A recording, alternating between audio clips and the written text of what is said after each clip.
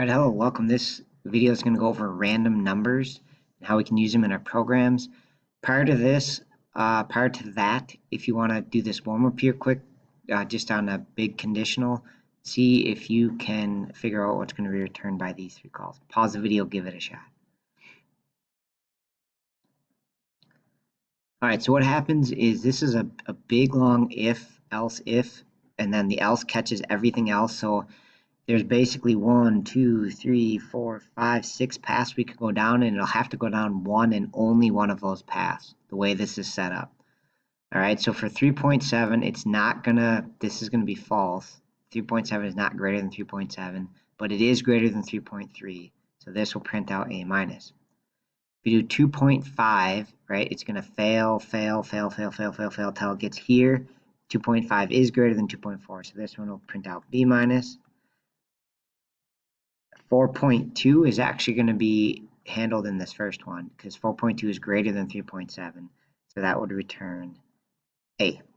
All right, and so this is just a basic conditional with a bunch of else ifs, and so it's one of these branches. If you have an else, it'll go down one of them, right? Anything that would be below 2.4 here would fall in the try harder situation. So negative numbers, 0, 1.8, any of those things would fall down there. Okay, so sorry, I'll do the goal here. So our goal is to program with random numbers, and then you can see where this is useful. Like think of a video game. Oftentimes a character might do a random amount of damage. It's not the same thing each time.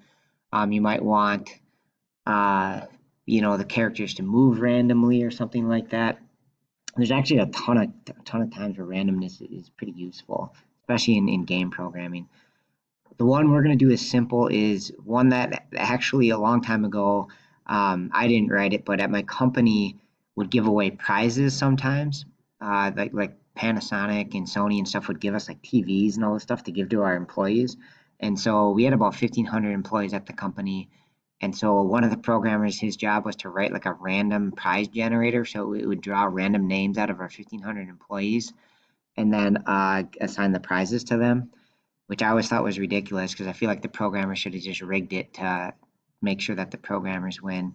So at any rate, for us, we're going to start with just here's 4 teachers, all right? And we're going to do sort of a prize generator. You can think of it as a random name generator too, like randomly calling on a student, but we'll call it a prize generator.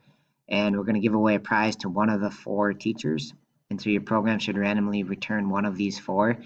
And then kind of a really good challenge or bonus on this is to see if you can rig it so that I'm twice as likely to win, right? I don't want to win every time because then it's obvious that we've rigged it. But if we can make it a little more subtle and that I'm twice as likely to win. So we'll start with the basic one, and then this is a good sort of add-on to see if you can rig it. Okay, so to do this, we're going to use the math class. So we used maybe like math.square-root or math.pow before. We're going to use something called math.random, right? And so hopefully this is starting to make sense. This is what, if we looked up the math API, math Java API, you would find this random call, and it says it returns a double with a positive sign that is greater than or equal to 0 and less than 1. Okay, so it's basically between 0 and 1, but not including 1. So I kind of think of it as like 0 to 0.999999999. Right, is what this returns. So it returns a double, and it's 0 to 0.99999 or whatever. Okay, and so just kind of as a hint on this is we are going to you can start to alter this then, right? So if I was to take that, for example, and multiply it by I don't know, let's just do 10, that would give us 0 to, and if I take this times 10, it would be 9.99999. All right, and then we can actually say turn it into an int. So if I cast it into an int, then I'll have 0 to 9 because it'll just chop off the decimal parts. And then if I add 1 to that, I can get a number 1 to 10. Right, so if I wanted a random value 1 to 10, say that was the damage that my character was going to do in a game or something, that is how we would do it. All right, so you're going to start with a basic of 0 to 0.99999, but then kind of build it from there. All right, so before we get to our prize generator, I just want to do a random one with you. And so this is what it'll sometimes look on an AP test. So we want to random it between 10 and 20, but not including 20. All right, so what I would start with is just do a random number, and I'm going to call math.random, just as shown before. And so you don't pass in anything here, and then it just returns a double, right? And so just to get a sense of this, and if you want to do this at home with me too, you know, you can make a program with a main, but then when you run it, you'll see I'll get a random number, right? If I run it a bunch of times here, anywhere from 0 to 0.999999999. Okay, and so like I said, we can start to build. So now if I want like 10 to 20, that's like a range of 10. So what I'm actually going to do is take this times 10. All right, and so we can start to see that that should give me, like I said before, anywhere from 0 to 9.99999. Okay, and then I'm going to turn it into an int. So I'm going to make a new int variable called random int. And we're going to use this cast thing where I just type int, and then whatever I want after this will return into an int. So we're going to turn our double into an int. All right, and then that'll just truncate. Okay, so just again to get some sense of this, now it'll start to give me whole numbers, and this should be 0 to 9. Okay, all right, so we want 10 to 20. So let's see, if I have 0 to 9, and I don't want to include 20. Oh, I could still do decimals. Let's do a random int, but not including 20. Okay, so I think this will be okay, because right now we have 0 to 9. So if I add 10, that would give us 10 to 19, which is what we would want. So now I'm just going to take my random int and do add to it 10. And I'll put the print after that.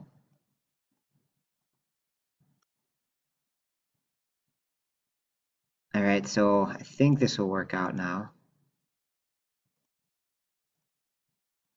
All right, and we could run it a bunch of times if we really wanted to test. This is where something next chapter will help. We'll do loops. Okay, so at this point we were 0 to 9, and now we'd be 10 to 19, which according to this description is what we would want. Right, and it's really common that you'll do this int truncation here because we'll want to go from a decimal, which it starts off, into an int. So that's super common that you'll do this cast when doing random. All right, so now you are up, and your job is to do this with the random name generator. Okay, so you got to figure out how we're going to use this math.random to generate one of 4 names, right? And there's actually a couple different ways to do this. So I'm just going to let you pause the video and think about it. I would make like a random prize generator, right? And then see if you can do this, right? Using the math.random. This code should be out on our class page. So if you need to see this random code, you can also just Google search how do you do random numbers. But you're going to start with that math.random, which is 0 to 0.9999999, right? Somewhere in there. So start with that and see if you can generate one of the teachers. Pause the video, give it a shot.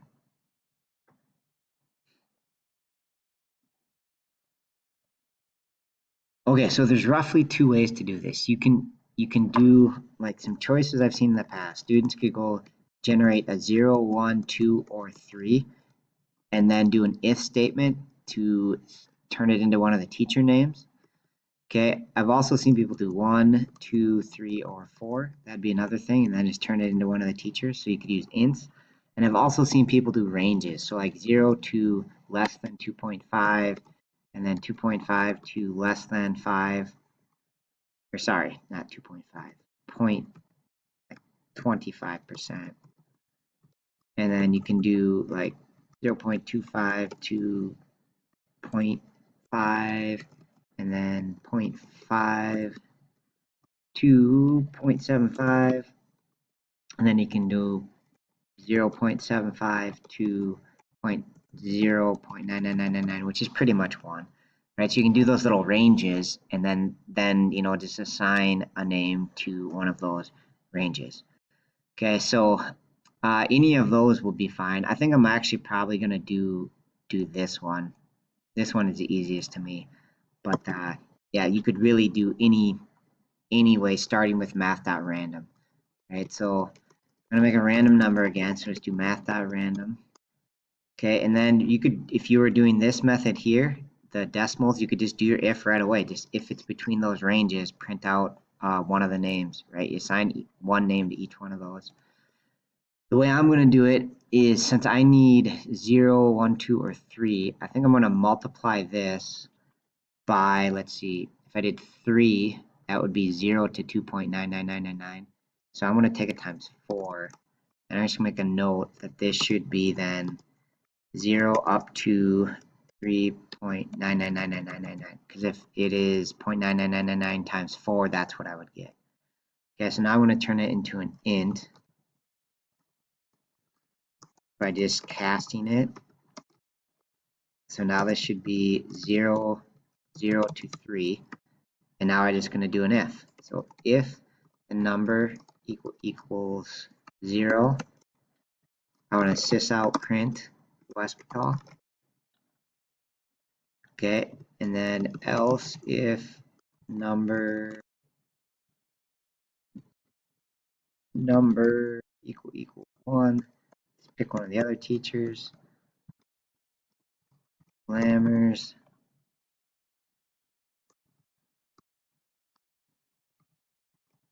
If it's 2, I'm going to sysout Schultenberg, which I can never spell right. Apologize to Mr. Schultenberg, and we'll just do that. And then there's a couple ways you can do this. You could actually just do an if, because at this point, if we did it right, we know that number should be 3. If it's not one of these cases, then it would by default have to be 3. But just to be safe, oftentimes what I'll do is I'll just do if number equals 3. This out, I think I'm forgetting Oakland. And then I'm going to do an else and say if I got here, it's an error. Just basically saying like it shouldn't really get here. So if I do, then it's an error. Okay, so I'm going to generate my random number and then do this if. All right, so I'm going to just roll it here and see if I get. All right, I'm not getting the error. I'm getting a lot of lammers, it looks like. How come I'm not winning? It's garbage. Right? And I probably should, you know, make sure that I actually win at some point. There we go. So I've seen all the ones now. So yeah, looks like it's working okay, and I haven't got the error, right? So, you know, you don't have to have that error case there, but generally I think that's a good thing to think about. All right, so hopefully you generated this, you got it working. Again, I'm gonna have you pause the video here and see if you can rig it so that I'm twice as likely to win. All right, so pause the video, give it a shot.